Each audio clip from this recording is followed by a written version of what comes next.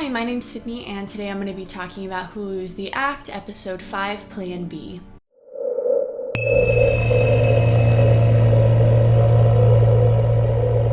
Warning, if you haven't seen this episode yet, I'm spoiling everything, so go watch it on Hulu. In this episode, we are time jumped 2 years ahead to 2015, which is the year that we know the murder takes place. At this point, Nick and Gypsy's relationship has progressed very seriously, and Gypsy has become very reciprocate of BDSM through webcamming. After watching a little behind the scenes clip through Hulu, that it connected for me that Gypsy probably feels very comfortable and at ease playing the submissive role and with the idea of being tied up because in a deep psychological and very literal way, she has been used to being very submissive for years and years. So I think this is her way of spinning that and using that as something to her advantage and as something that can give her pleasure.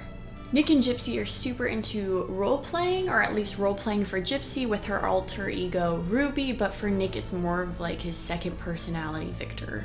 It's through this role-playing that the first mentions of killing Ruby's stepmom gets mentioned. Gypsy's relationship with Dee Dee is super on edge at this point.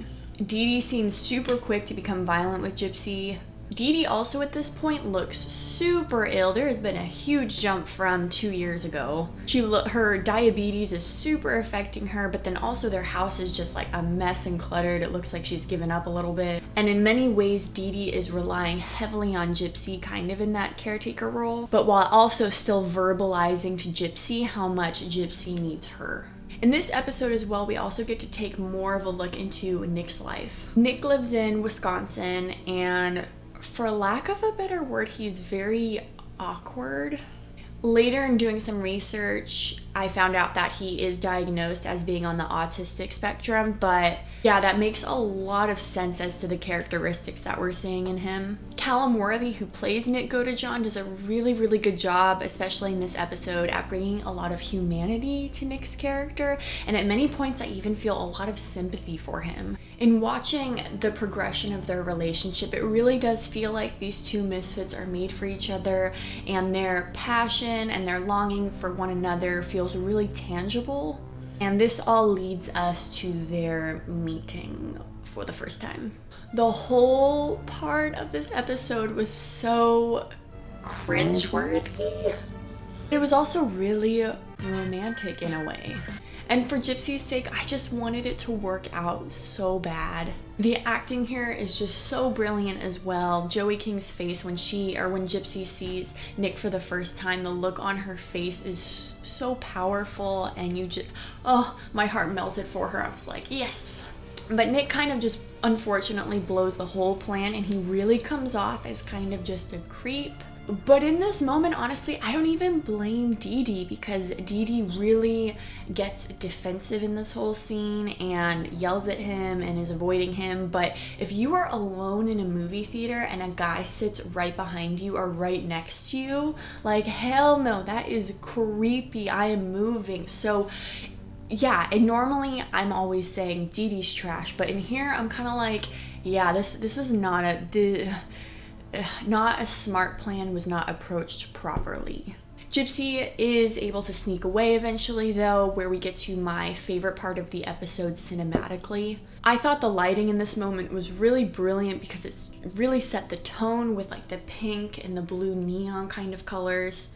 Because blatantly surface level, they just have sex in a movie theater bathroom. It's germ infested, it's probably cold in real life, and it's really gross. It's gross. But they're able to portray it in a way that feels really soft and romantic and really grand, like they finally have come together. And in a way, it's a really big victory and a small step for Gypsy to finally have connected with someone in this intimate way, with her being at this point around like 24 years old.